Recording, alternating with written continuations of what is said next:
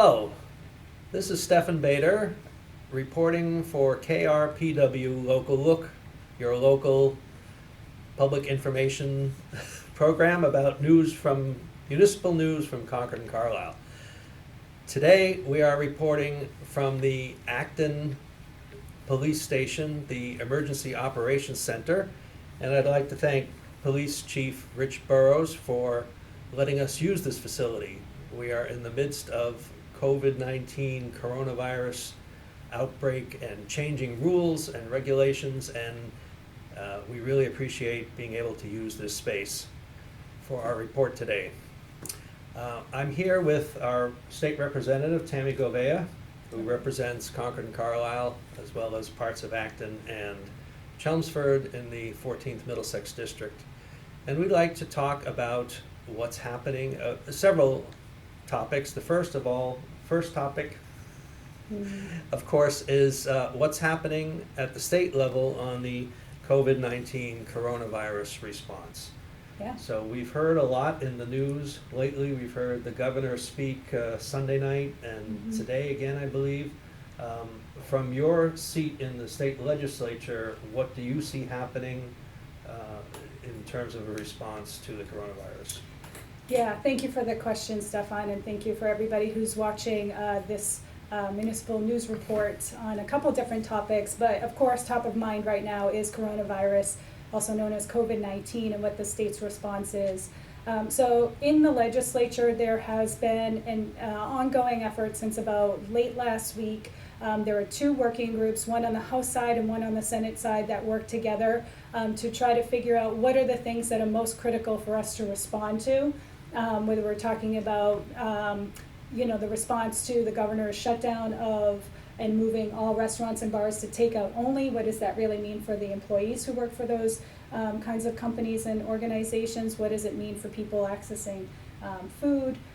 So really thinking about the impacts on our most vulnerable populations, but thinking a lot about health insurance. The state has expanded telehealth, which does include behavioral health as well as mental health and also physical health assessments, because we're really pushing towards making sure that people are not leaving their house unless there is a real essential reason for them to leave. So telehealth has been expanded beyond the mass health population, but also all commercial insurance providers. So there's a whole host of things that have been explored over the last 5 days or so. It hasn't fully trickled down to the more rank and file like myself, but today we did have the opportunity to have an hour and a half conference call with Mary Lou Sutters, who is the commander of the Emergency Response Center that has been set up. That was set up, I think, just yesterday or the day before. And they are rapidly working very hard to expand testing. That is the most critical thing that is impacting our ability to respond effectively to this pandemic, is that we don't have enough test kits. Mary Lou Sutters has been in deep negotiations with commercial labs and manufacturers of test kits and our medical schools that have the capacity to actually run the lab tests, but there's not a good matchup between the testing kits and the supplies and the labs themselves, and also moving rapidly to get the Federal Drug Administration, the FDA, to approve commercial labs to be able to help provide a stopgap around the testing issue. So we have ramped up. I'm going to refer to my notes just so that I am giving you accurate information. This is information I received literally just 4 hours ago. I want to give you the numbers that we were given on the number of tests that we're moving rapidly towards being able to conduct in the state. I think it's ramping up to about 1,000, but we are very far behind what we need. They're also taking a look at expanding access to personal protective equipment for our healthcare workers and our first responders. We don't have enough in the state, working really hard to make sure that we're getting those. I was on the phone with Christine Schuster, CEO of Emerson Hospital today. I've been in touch with their staff since last week to find out what they need and what kind of support our community hospitals need as they're responding to this epidemic. They're working really hard to make sure they have plans in place But it's really challenging because this thing is going on so rapidly, and trying to get access to the most accurate information in a timely fashion and getting it out to all of you, the general public, has been a real challenge. So let's see what other questions you have, because I could literally go on about this easily for hours, and I know that's not the point here. Thank you. But legislation is being filed to address certain measures, so maybe we want to pivot to legislation and what's happening on that front Well, as well. I understand from an earlier conversation with you that you had filed some legislation to help out, I think you phrased it, families, and I know that I have friends who are in the restaurant and bar business, and for tipped employees who typically, tips make up a large portion of their income. That's why there's a sub-minimum wage allocable to service employees. You know, how can they possibly be made whole, or at least insured or buffered from the consequences of their reduced cash flow? Yeah, so this is exactly an issue that so many constituents have been reaching out to me, and based on my background as a public health social worker, and I'm working on my doctorate in public health, I've been extremely concerned about our response to coronavirus, I'll be honest.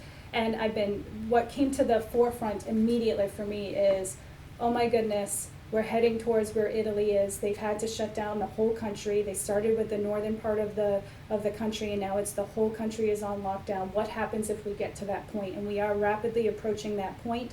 If you hear what Dr. Fauci at the CDC has said, they have even signaled a nationwide lockdown for 2 weeks. So I think we are headed in that direction. And knowing that that's the direction we're heading in, I thought, okay, I need to file legislation to make sure we're getting cash assistance to our most neediest working middle-income families in the state of Massachusetts as soon as we can.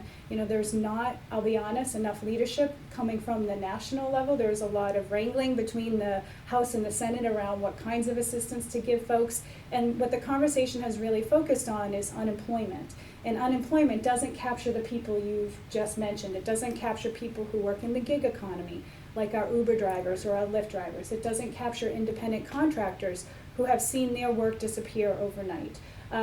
It doesn't include people who might not have worked long enough for an organization to qualify for unemployment benefits. So there's a whole host of people who are all of a sudden feeling like the rug is pulled out from underneath them, because in all honesty, it has been because of this pandemic. And so I filed legislation to provide a one-time cash assistance of $1,000 to families meeting certain income qualifications, and an additional $500 per dependent, whether you have an adult child living in the home who has disabilities, or a senior or a child. And the income guidelines are based on what the family median household income is by household size. And it might only be a one-time cash assistance that's needed, particularly if the feds come through with some sort of universal basic income where everybody gets $1,000 one-time payment or a monthly payment. I think we'll have to sort of see, but I'm not seeing quick enough action at the federal level, and I'm just feeling really anxious as a state representative to get support to people who need it most, so that they can pay their rent, so that their landlords have money in their pockets to be able to pay their mortgage. Make sure that people have access to cash so that they can get the medication they need, to get the food that they need, to put diapers on their babies and formula in their babies' bellies if they're not breastfeeding. So that's been my impetus. And then today I joined with a number of colleagues calling on the governor to shut down the whole state. And I know for some that's going to feel, whoa, really drastic. But the problem is, if we really take a close look at what's happening with the fact that we don't have enough test kits, we have people who are running around who could have coronavirus. They're asymptomatic and be spreading it to people unknowingly.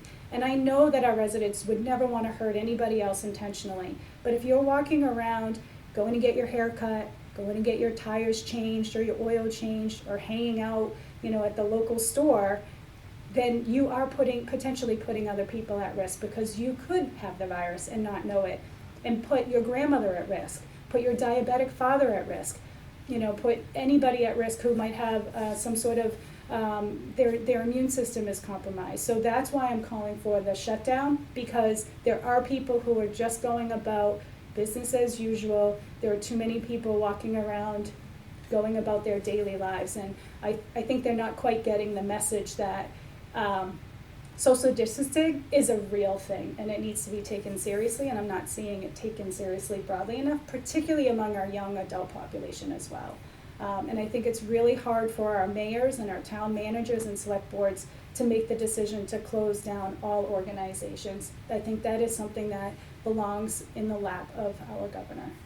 Well, in Concord, I can speak to Concord because I know that Concord has closed all schools, bars, restaurants, and so on, except for takeout. One area of the economy that has not been officially closed yet is childcare. Yeah. And I know that while some childcare places are closed, some are still open, and I also know that there's an issue and a question about healthcare workers who might need childcare so that they can work and take care of sick patients down the road. Do you have any sense of where that should or is likely to go next? Yeah, so that is something that the secretary and the commander addressed today during our call with her, the legislature's call with her. So they are looking at making sure that frontline workers, so whether you're talking about our first responders or our healthcare workers, our essential healthcare workers, that they have access to childcare, so that those plans are being put in place. They're also looking at accelerating the licensing opportunity and also accelerating background checks so that we can get even more childcare workers online if we need to, assuming that that is a direction that we might need to go in. So I think it's this sort of tiered approach with not closing down the child care centers yet, which I personally believe that they should be closed as soon as possible, but making sure that our healthcare workers can also show up for the job that they need to, that we desperately are going to need them to show up for, and that includes our first responders as well. Okay. Yeah. Well, we want to thank you for those updates, and we also would like to spend some time on some other topics that might be still current information 2 or 3 days from now.